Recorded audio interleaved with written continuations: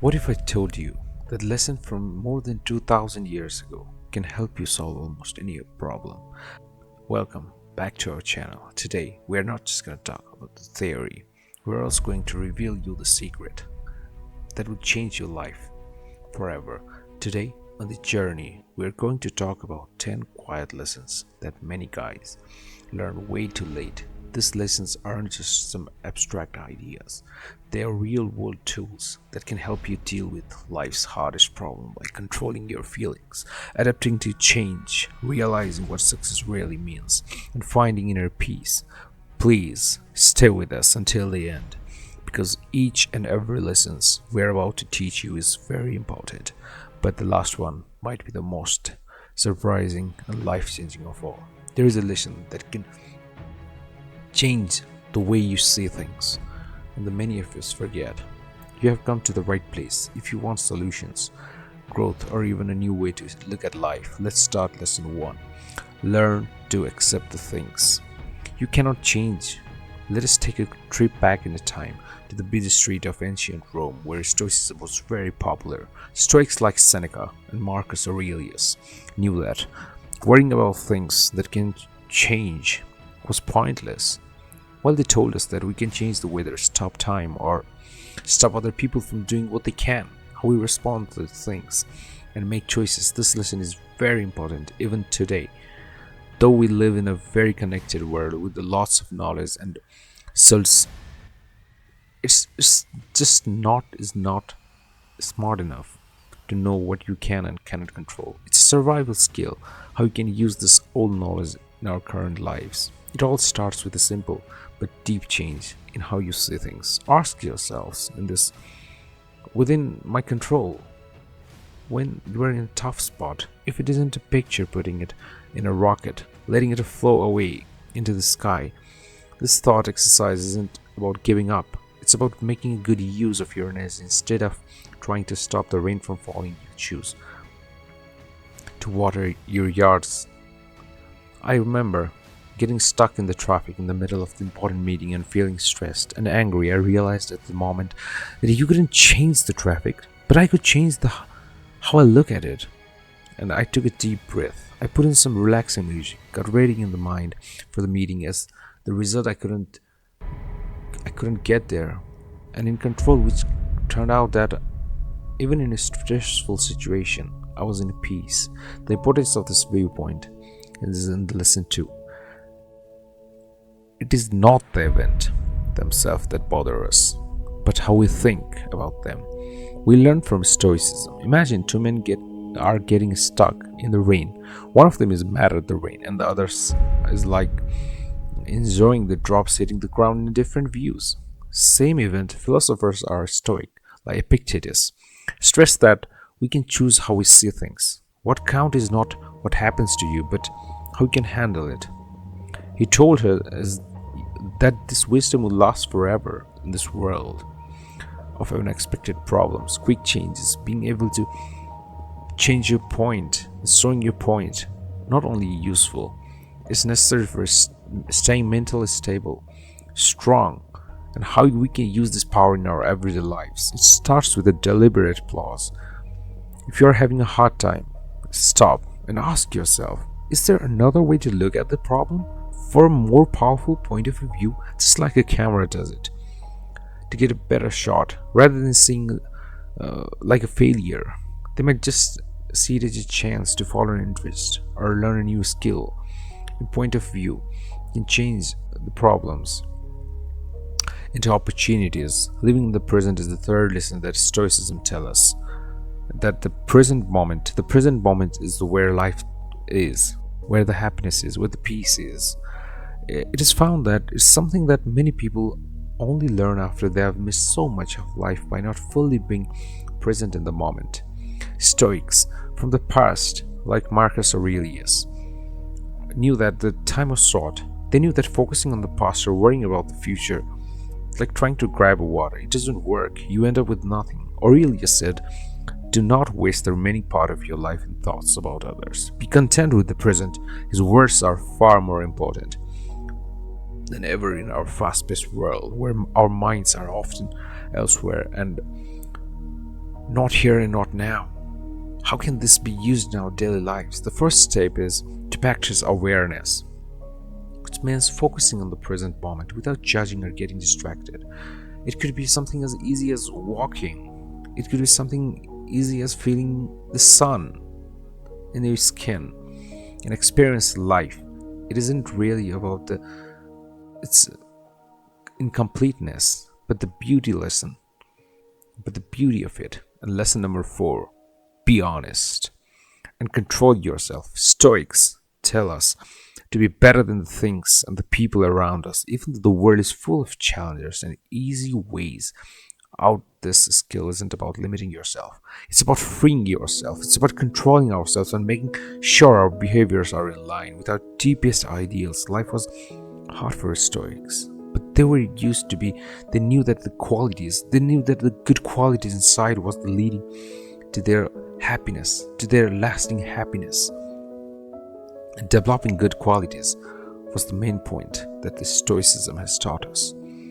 Regardless of this, people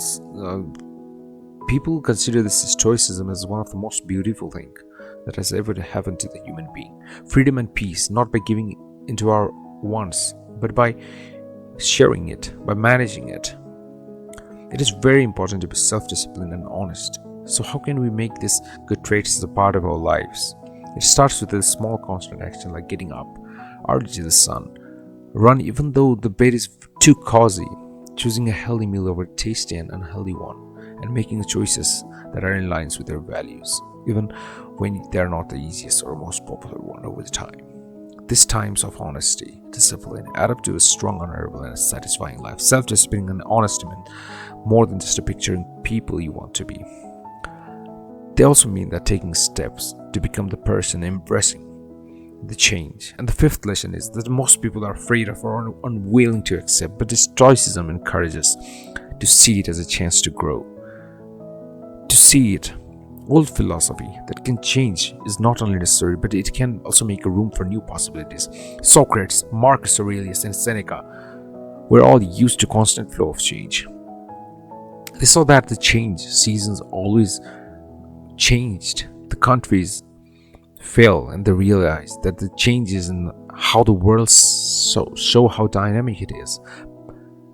In his meditation, Marcus Aurelius thought about how our ways of seeing and responding to challenges shape our lives. Socrates doesn't just tell us to accept change. He tells us to welcome it like an old friend, because we know that change brings new growth. To actually do this, we need to see every change in our lives, no matter how big or small, as chance to learn more about ourselves. Growing and finding good in a bad situation is what it's all about. To lose your job, it's a chance to go after a job that you're really interested in. Broken up with someone, it gives you a chance to find your own skills, goals. When you accept our match, the natural flow of life, this makes us strong and flexible. And here we come to the lesson number 6. Why material things are pointless, and Stoicism is a pleasant alternative to a world that often thinks of success in terms of money and power. It shows us the real long-lasting happiness doesn't come from getting more or praise, but developing a wealth. Many people learn this very, very, very late in their lives, after years of relentlessly pursuing financial gains. They find that they're in the middle of plenty, but their sense of nothingness won't go away, because Stoic philosophers like Seneca and Epictetus knew that the temporary wealth, material wealth, they saw how people can make and lose money, how even the nicest thing in the world can't protect you from the life's trail uncertainty. As someone who had both wealth and exile, Seneca wisely observed that the real wealth is not about having many things, but about having small things, but with satisfaction.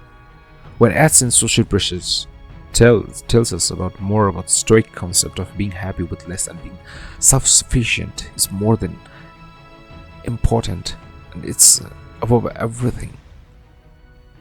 It's about finding happiness in small things, valuing experiences over things, and not judging success by what we own. how well we treat others and how well our relationships are.